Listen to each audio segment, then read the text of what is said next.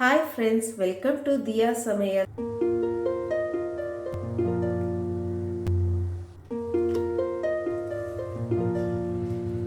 Hi friends, இன்னைக்கு என்ன ஸ்பெஷல்னா ஒரு சூப்பரான மீன் குழம்பு எப்படி வைக்கிறதுன்னு பார்க்க போறோம். சூடான சாதத்துல இந்த மீன் குழம்பு ஊத்தி சாப்பிட்டோம்னா அவ்வளோ டேஸ்டா இருக்கும். அது மட்டும் இல்லாம சூடான இட்லி மேல இந்த மீன் குழம்பு ஊத்தி பிசைஞ்சு சாப்பிட்டோம்னா அவ்வளோ டேஸ்டா இருக்கும். வாங்க எப்படி செய்யறதுன்னு பார்க்கலாம். அதுக்கு முன்னாடி என் சேனலை சப்ஸ்கிரைப் பண்ணாதுங்க, சப்ஸ்கிரைப் பண்ணிட்டு பக்கத்துல இருக்க பெல் ஐக்கானை கிளிக் பண்ணிட்டு வாங்க.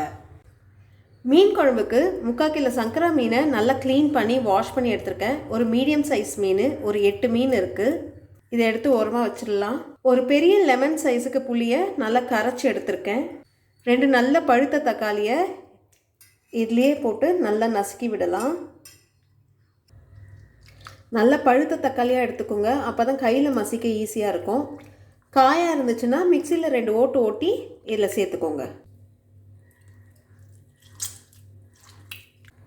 நல்லா மசிச்சு விட்டுட்டேன். இந்த தோல் மட்டும்தான் இருக்குது.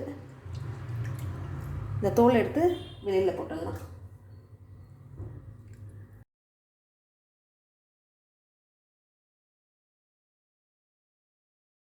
இப்போ காரத்தை சேர்த்துக்கலாம். புளி கரைச்சி வச்சுருக்கேன், 2 தக்காளி போட்டிருக்கேன், மாங்காய் வேறு போட போகிறேன். ஸோ அதுக்கேற்ற மாதிரி நம்ம காரத்தை ஆட் பண்ணிக்கணும். நல்லா கோபுரம் மாதிரி எடுத்துக்கோங்க. ஸ்பூனில் 3 ஸ்பூன் மிளகாய் தூள், 2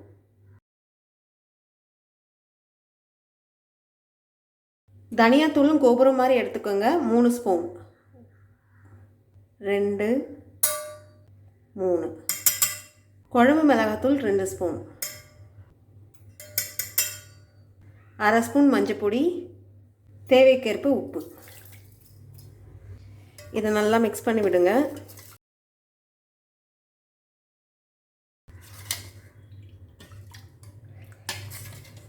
நல்லா மிக்ஸ் பண்ணி விட்டாச்சு.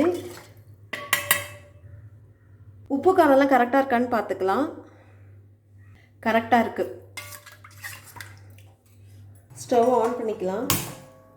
கடாய் நல்லா சூடாயிடுச்சு. 4 டேபிள் ஸ்பூன் நல்லெண்ணெய். மீன் குழம்புக்கு நல்லெண்ணெய் சேர்த்துக்கோங்க, ரொம்ப நல்லாயிருக்கும். 1/4 ஸ்பூன் கடுகு, 1/4 ஸ்பூன் சீரகம், 1/4 ஸ்பூன் வெந்தயம் தலை தட்டி எடுத்துக்கோங்க. கடுகு நல்லா வெடிக்க ஆரம்பிச்சிருச்சு. ஒரு 25 சின்ன பல்லு பூண்டு இதில் சேர்த்துக்கலாம். இந்த எண்ணெயிலே பூண்டு நல்லா வதக்கட்டும். 2 பச்சை மிளகாய் நடுவில் இந்த மாதிரி கீரி சேர்த்துக்கோங்க.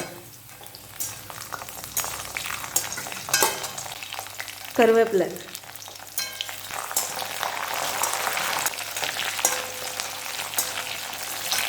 சின்ன வெங்காயம் ஒரு 200 கிராம் பொடிசா நறுக்கி சேர்த்துக்கோங்க.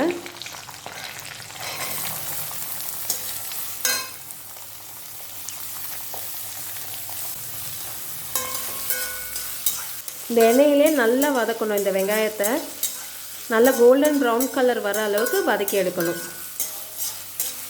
வெங்காயத்தை எந்த அளவுக்கு வதக்குறோமோ அந்த அளவுக்கு மீன் குழம்பு ரொம்ப டேஸ்ட்டாக இருக்கும்.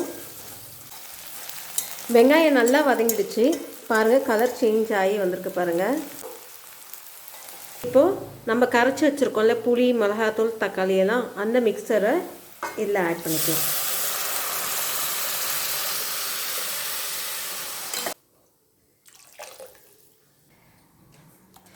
நல்லா கலந்து விடுங்க. இப்போ 8லேருந்து 10 நிமிஷம் ஹை ஃப்ளேமில் நல்லா கொதிக்க விடணும். அப்போ தான் நம்மளுக்கு அந்த மிளகா நெடியெல்லாம் வெளியில் போகும். மூடி போடாதீங்க, ஓப்பன்லேயே நல்லா கொதிக்க விடுங்க. நல்லா கொதிக்க ஆரம்பிக்குது.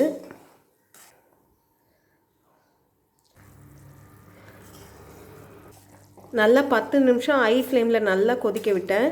மிளகா நெடியெல்லாம் போயிடுச்சு. இப்போ மூடி போட்டு ஒரு 5 நிமிஷம் லோ ஃப்ளேமில் நல்லா கொதிக்க விடலாம். மூடியை திறந்து பார்ப்போம்.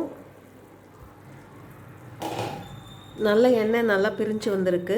இப்போ இதில் கட் பண்ண மாங்காவை சேர்த்துக்கலாம்.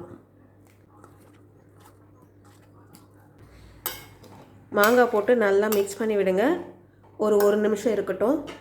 மாங்காய் போட்டு ஒரு 1 நிமிஷத்துக்கு அப்புறம் மீனை ஆட் பண்ணிக்கலாம். அப்போ தான் ரெண்டும் சேர்ந்து வேகிறதுக்கு கரெக்டாக இருக்கும். மாங்காய் போட்டு ஒரு நிமிஷம் நல்லா கொதிக்க விட்டோம். இப்போ நம்ம மீனை ஆட் பண்ணிக்கலாம்.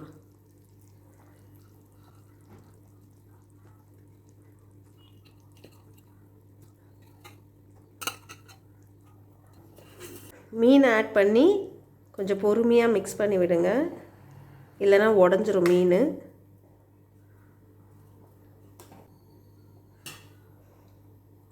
மீனை ஆட் பண்ண பிறகு ஒரு 2லேருந்து 3 நிமிஷம் கொதிக்க விட்டால் போதும். நம்ம ஓவர் குக் பண்ணோன்னா மீனெல்லாம் நல்லா உடஞ்சிரும். நல்லா 2லேருந்து 3 நிமிஷம் நல்லா மீன் போட்ட பிறகு கொதிக்க விட்டோம். இப்போ மீன் நல்லா வெந்துடுச்சு. இப்போ அடுப்பை ஆஃப் பண்ணிடலாம். குழம்பு இந்த திக்னஸ் இருக்கணும், அப்போ தான் ஆறின பிறகு இது இன்னும் கொஞ்சம் திக்காகும். கொஞ்சம் கொத்தமல்லியை தூவி விட்டுடலாம்.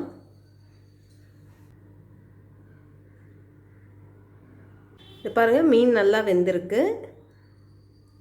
ஒரு சூப்பரான மீன் குழம்பு ரெடி ஆகிடுச்சு. இந்த வீடியோ உங்களுக்கு பிடிச்சிருந்தா லைக் பண்ணுங்கள், ஷேர் பண்ணுங்கள், அப்படியே உங்களுடைய கருத்துக்களை எனக்கு கமெண்ட் பண்ணுங்கள். இது வரைக்கும் என் சேனலை சப்ஸ்கிரைப் பண்ணாதவங்க சப்ஸ்கிரைப் பண்ணிவிட்டு பக்கத்தில் இருக்க பெல் ஐக்கானை கிளிக் பண்ணிவிட்டு ஆல்ன்ற பட்டனை ப்ரெஸ் பண்ணுங்கள். அப்போ தான் நான் போடுற வீடியோ மிஸ் பண்ணாமல் உங்களால் பார்க்க முடியும். நன்றி, வணக்கம்.